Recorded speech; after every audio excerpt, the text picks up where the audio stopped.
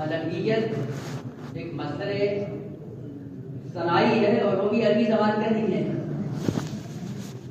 خود سے بنایا ہے. اب اس کو بنانے کے بعد اب اس میں سیر حاصل گفتگو کرنی ہے. کیا کیا جائے؟ جتنا بھی مطالعے میں کتابوں کو ٹٹولا ظاہراً جو ہماری کلاسک فکر کے مطابق ہوا وہ شاید کسی سے ملتا جلتا کلمہ جو عربی میں ہے وہ حماقت ہے. اب نہیں بات حماقت کے بارے میں گفتگو کیا کی جائے یا کسی کو بہرحال جو ذہن میں آیا جو روایات سے استفادہ کیا اور باقی جو افکار یا نظریات ان کے رائج ہیں ان سے پتہ چلا ہے کہ ملنگیت کیا ہے. میں کیا ہی اختصار کے ساتھ جو کہ ابھی ٹائم بھی نہیں ہے، 9 بجے پروگرام کو ختم ہونا ہے، سوال و جواب کا سلسلہ بھی ہے. دیکھیں بصیرت کے فقدان سے جو مسائل جنم لیتے ہیں وہ شاید نسل کشی سے بدتر ہے. اور پورے تاریخ میں ہم نے یہی دیکھا ہے کہ جہاں پہ بصیرت نہیں رہی اور جہاں پہ حماقت یا بلاہت پن کا استعمال رہا ہے اس کے ایسے نتائج برآمد ہوئے ہیں کہ آج تک بشریت ان کا شکار ہے. اب ظاہر سی بات ہے کہ اس کی جامع اور معنی تعریف تو نہیں کی جا سکتی کہ جن سے قریب کیا ہے بس سے قریب کیا ہے، لیکن جو سمجھ میں آئی ہے چیز وہ یہ ہے ملنگیت جسے کہتے ہیں. یہ 2 رکن ہیں ہمیشہ کہ جن کو ائمہ معصومین نے بڑی خوبصورتی کے ساتھ بیان کیا ہے. ملنگیت کا پہلا رکن اس کے اندر عنصر محبت ہوتا ہے. یقیناً ملنگ ممکن نہیں ہے کہ محب نہ ہو، محبت کا عنصر یقیناً ہوتا ہے. بس پہلا رکن ملنگیت کے اندر محبت ہے. لیکن محبت کے سائے میں اگر دوسرا رکن آ جائے تو انسانیت سے انسان کو گرا دیتا ہے اور ملنگیت وجود میں آ جاتی ہے.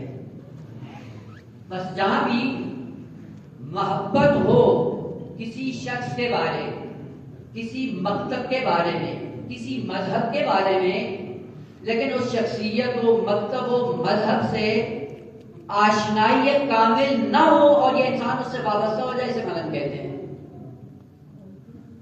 جس مکتب سے بھی آپ کا تعلق ہو، مکتب سے محبت ہو لیکن اس مکتب کی معرفت نہ ہو، شخصیت سے محبت ہو لیکن شخصیت سے وابستگی معرفت کے سائے میں نہ ہو، یہ اس کا ملنگ کہلاتا ہے. اور اس ملنگیت نے ایسے نقصانات، ایسے مسائل ایجاد کیے بشریت کے لیے کہ آج بھی آپ کے سامنے اگر 2-4 مثالیں بیان کی جائیں تو آپ بھی اپنے سر کو پکڑ کے بیٹھ جائیں گے. اب وہ ضروری نہیں ہر تاریخ میں رہے ہیں اور ہر مذہب میں رہے ہیں.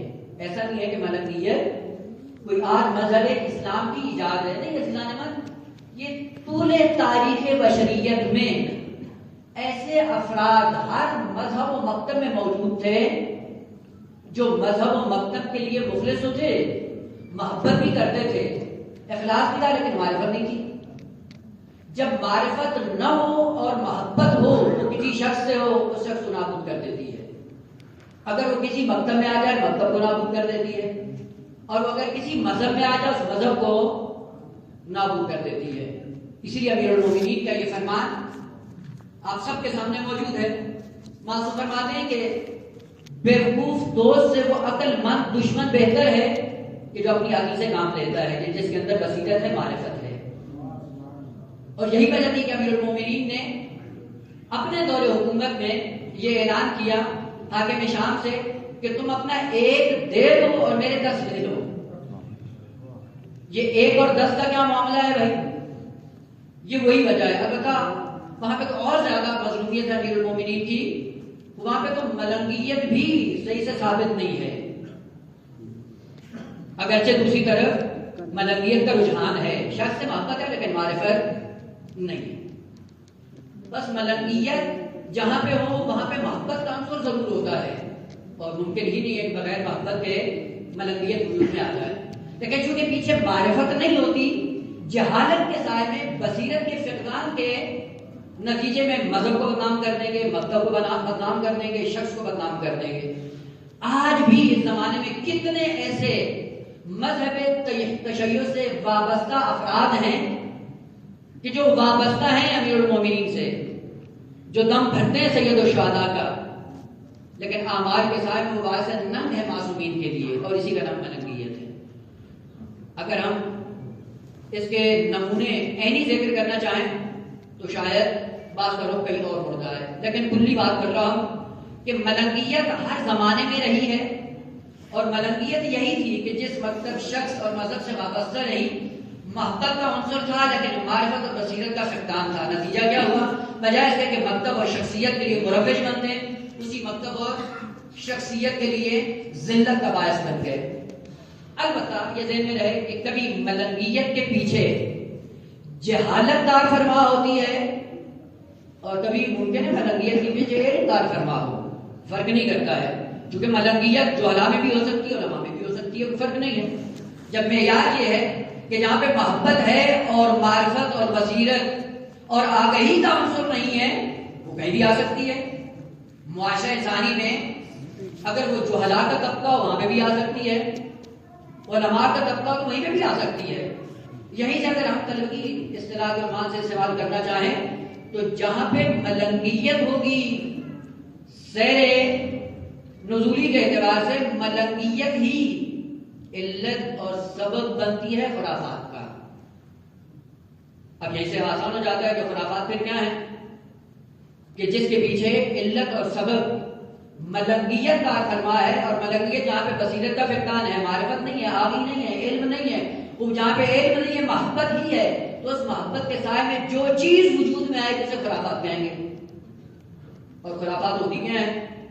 خرافات یہی ہے کہ ایک ایسا عقیدہ، ایسی رسم، ایسی رسومات، ایسی سنتیں جو دینی رنگ اپنا کر معاشرے میں رائج ہو جائیں، جن کے پیچھے نہ منطق ہو، نہ عقل ہو، نہ شعور ہو، نہ آگہی ہو، اور وہ خرافات جو ملنگیت کے سائے میں دینی رنگ اپنا لیتی ہیں اور اس کے بعد جا کر دیکھے قوموں کا تشخص بن جاتا ہے۔ بڑے افسوس کے ساتھ اس وقت عالم اسلام میں آپ کوئی ایسی قوم، کوئی ایسا مذہب نہیں دکھا سکتے کہ جس مذہب اور قوم ملت کے اندر خطابت، تبلیغ، دین مبین کی تبلیغ کی ترویج مذہب تشیع کے برابر ہو۔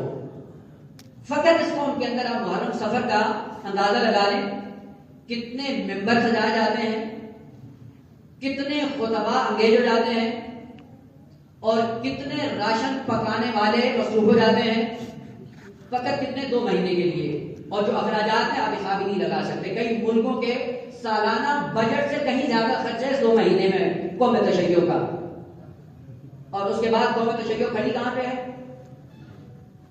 کہاں پہ کھڑے ہیں ہم لوگ؟ ایسی قوم کو کہاں ہونا چاہیے تھا کہ پورے عالم میں اقوام عالم کا امام ہونا چاہیے تھا اس کو، لیکن پتہ چلا کہ ذلت اور انحطاط کا اہم ترین رکن جو اس مذہب کے اندر پایا گیا وہ ملنگیت تھی۔ اب وہ ملنگیت کبھی عوام کے اندر ہوتی ہے اور کبھی خطباء کے خاص لہجوں سے نمودار ہوتی ہے، اور اسی میں لوریاں سنا کر قوم کو مزید سنا دیا جاتا ہے۔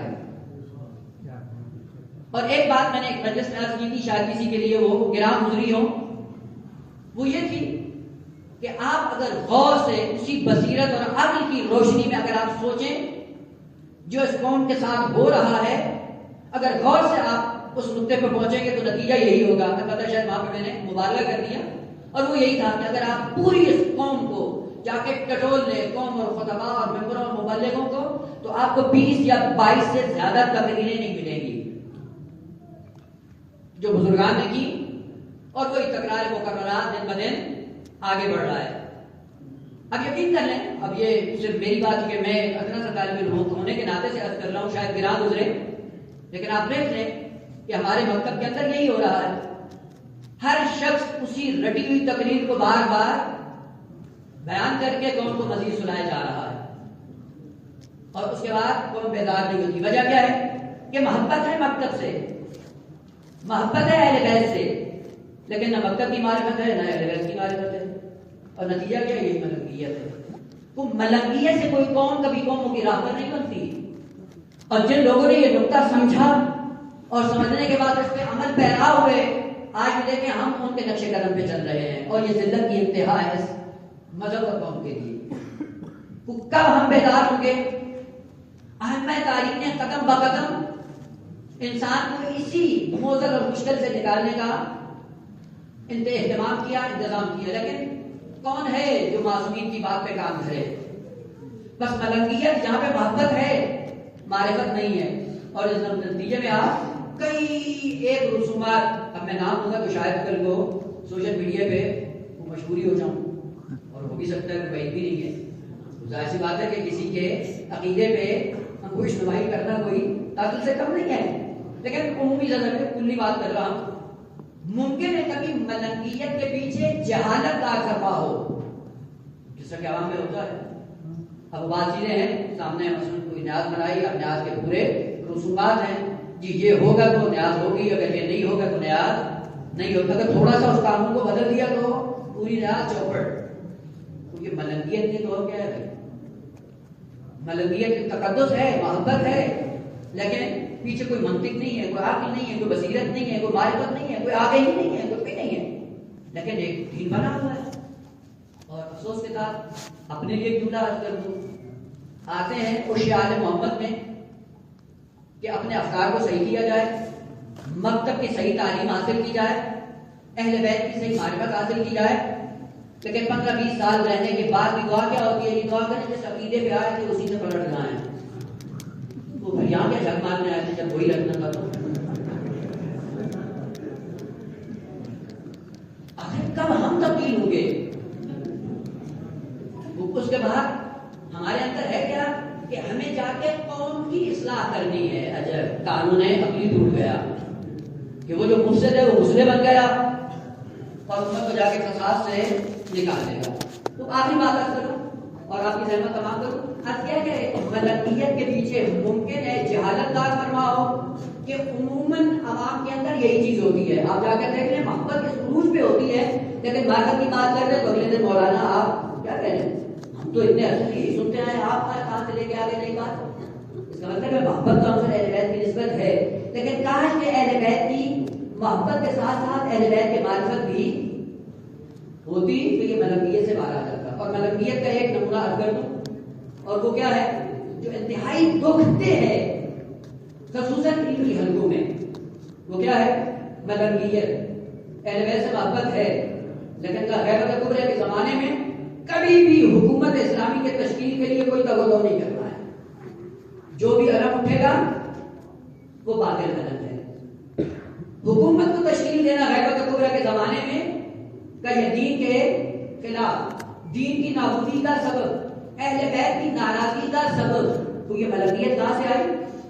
دین سے محبت ہے، اہل بیت سے محبت ہے، لیکن اہل بیت کی محبت نہیں ہے. عزیزان، ہم کب اس قابل غفلت سے بیدار ہوں گے؟ جیسا کہ مولانا نے ابھی تاکید کی اور سب کا یہی درد ہے کہ کب ہمارے اندر شعور آئے گا، کب ہمارے اندر بصیرت آئے گی، کہ کب ہم اپنے اس کشکول کو توڑیں گے. اور یہ یاد رکھو گدائی سے اس وقت تم باہر آ سکتے ہو جس نے تمہیں کشکول توڑ دیا، اسی دن تم گدائی سے باہر آ جاؤ گے. اب وہ گدائی مالی ہو، وہ گدائی علمی ہو، اور وہ گدائی جو بھی ہو، جس دن تک ہم گدا رہیں گے ہمارے اندر کوئی تبدیلی نہیں آئے گی.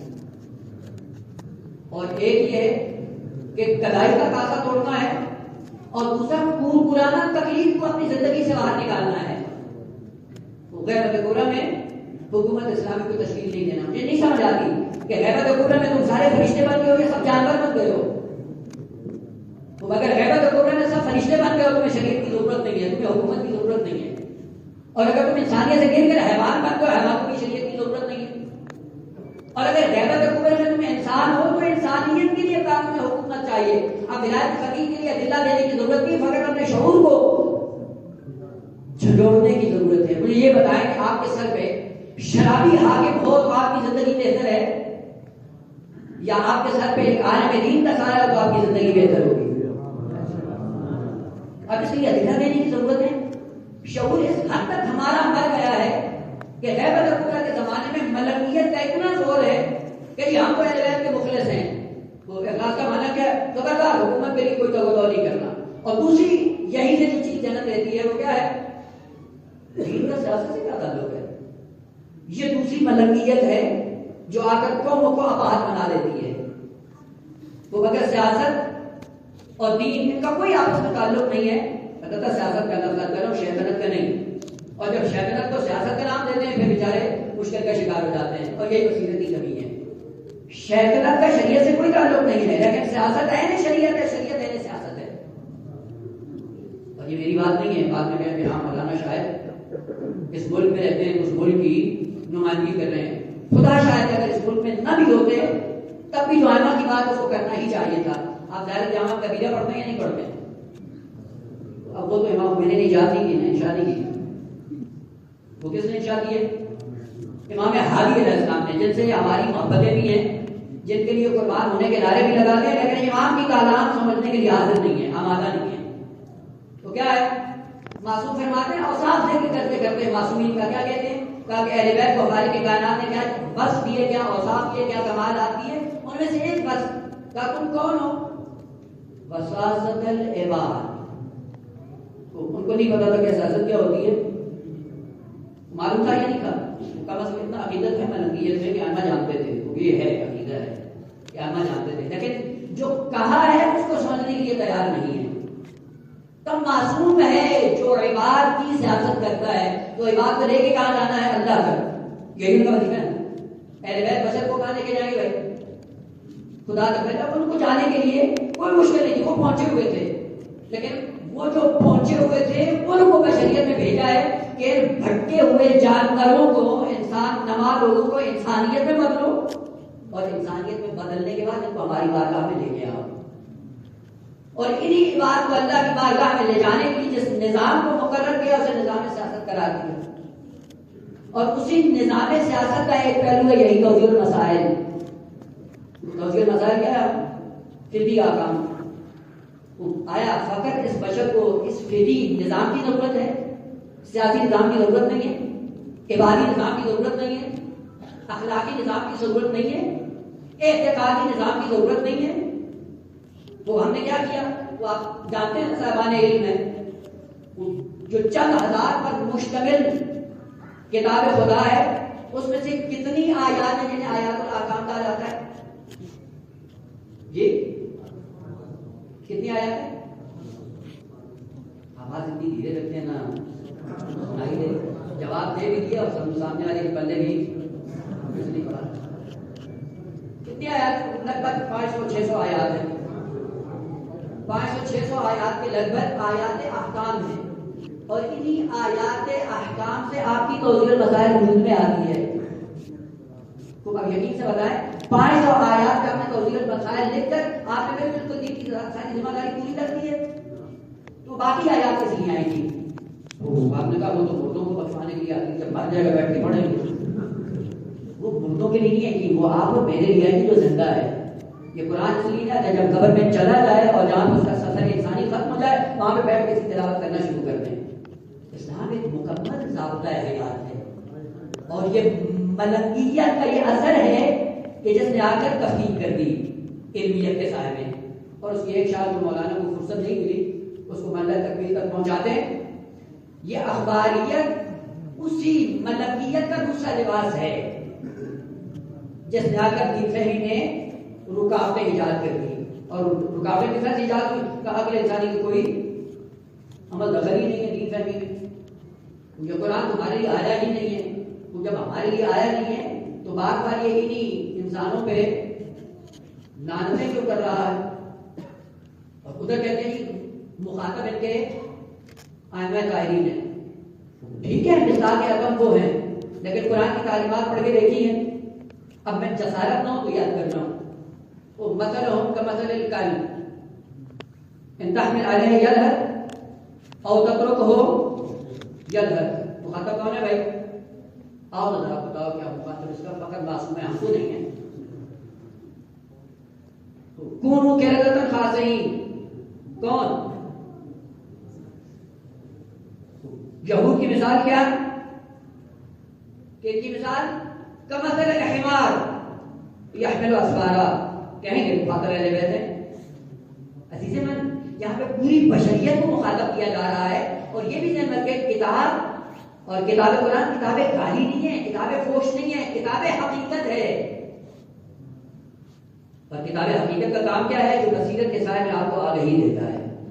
ملنگیت کے سائے میں لوریوں میں سوتے نہیں رہ جانا، اور ملنگیت کا دوسرا اثر یہ ہوتا ہی نہیں ہے کہ جو قوم کے اندر لوریاں سناتی ہیں، لوریاں دینے کے بعد ہوتا کیا؟ پوری قوم سو جاتی ہے، اور یہ بڑے ماہر ہوتے ہیں لوریاں دینے والے۔ جو ملنگیت جہالت کے سائے میں ہوتی ہے، ان کی جیبیں کاٹ دی جاتی ہیں، اور کاٹنے والے کون ہوتے ہیں؟ وہ ایسے ملنگ ہوتے ہیں، بڑے باشعور ہوتے ہیں۔ اس لیے قرآن نے دو لوگوں کا تعارف کروایا، ایک انبیاء کا تعارف کروایا تھا۔ یہ جب آتے ہیں قوموں کے اندر، قوم جب ملنگ ہوتی ہے تو وہ جاہل ہوتی ہے، جہالت سے فائدہ نہیں اٹھاتے، ان کو جہالت سے باہر نکالتے ہیں، یہ کام ہے انبیاء کا۔ اور ایک نمونہ اور ذکر کیا تھا کہ بعض ایسے ہیں کہ جو آتے ہیں قوموں کے اندر، ہوتے بڑے ماہر ہیں، اور ان کو پتا ہوتا ہے کہ قوم جاہل ہے، اور ان کی جہالت سے سوء استفادہ کرتا ہے، اسے سامری کہا جاتا ہے۔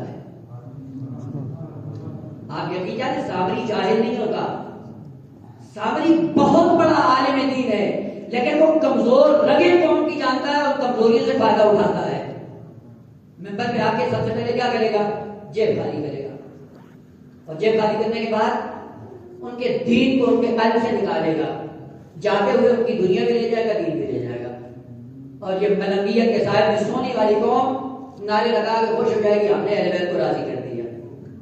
وہ جو سوتا رہتا ہے اس کا انجام وہی ہوتا ہے۔ وہ بس ملنگیت جہاں پہ محبت ہے لیکن معرفت نہیں ہے، اور یہ مثلا یہی ملنگیت علمی سائے میں اگر رائج ہو جائے تو قوم کو سلا دیتی ہے۔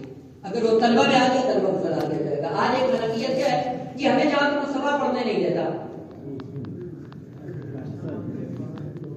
جی ہمیں جہاں کو مصطفیٰ پڑھنے نہیں دیتا ہے۔ آپ یقین سے بتائیں جہاں مصطفیٰ نے کتنے تحت شاہ مدارس دیے ہیں، اور ان سارے مدارس کے اندر جتنے بیٹھے ہوئے ہیں نام لیے بغیر سارے سامری ہیں جو قوم کی کمزوریوں سے فائدہ اٹھا رہے ہیں۔ سامری ہوتا ہی وہی ہے کہ جو کمزوریاں جانتا ہو اور کمزوریوں سے فائدہ اٹھاتا ہو۔ بھائی جہاں مصطفیٰ نے تمہارا ہاتھ کھلا رکھا ہے، تمہیں اپنے ملک کی مشکلات کا پتہ ہے، ان مشکلات کو دیکھتے ہو کیوں علماء کی تربیت نہیں کرتے کہ ہم اللہ کے در کے درد ہم نہیں بنتے ہو؟ اور بہانہ ہاتھ میں جہاں مصطفیٰ پڑھنے نہیں دیتا، وہ رات میں سوتے ہیں جہاں مصطفیٰ نماز شب کے لیے اٹھنے نہیں دیتا ہے۔ عزیزان اتقوا اللہ ویعلمکم اللہ، اپنے اندر بصیرت پیدا کریں اور ملنگیت کے جراثیم کو اپنی ذات سے ختم کریں۔ ایک دن وہ آئے گا کہ جس میں پہلے سرزمین ہند جو مشترک تھی پاک و ہند پر، اور اس سے علماء اگر نجف میں جا کر گھر سے خارج کہنے کے قابل ہوتے تھے، انشاءاللہ خالق کی کائنات وہ دن دکھائے کہ اسی سرزمین پہ، اسی سرزمین کے رہنے والوں میں یہ خوبصورت، یہ علم، یہ کمال، یہ ہنر پیدا ہو جائے، اور ہم آہستہ آہستہ ملنگیت اور گداگری سے باہر آ جائیں۔ اس دعا کے ساتھ کہ خالق کی کائنات پردہ غیب میں رہنے والے ہمارے اس والد کو ہمارے اعمال سے خوشنود فرمائے، ہمیں ان کے اعمال و امثال میں قرار دے۔ ربنا تقبل منا انک انت السمیع العلیم بجاہ محمد وآلہ الطیبین۔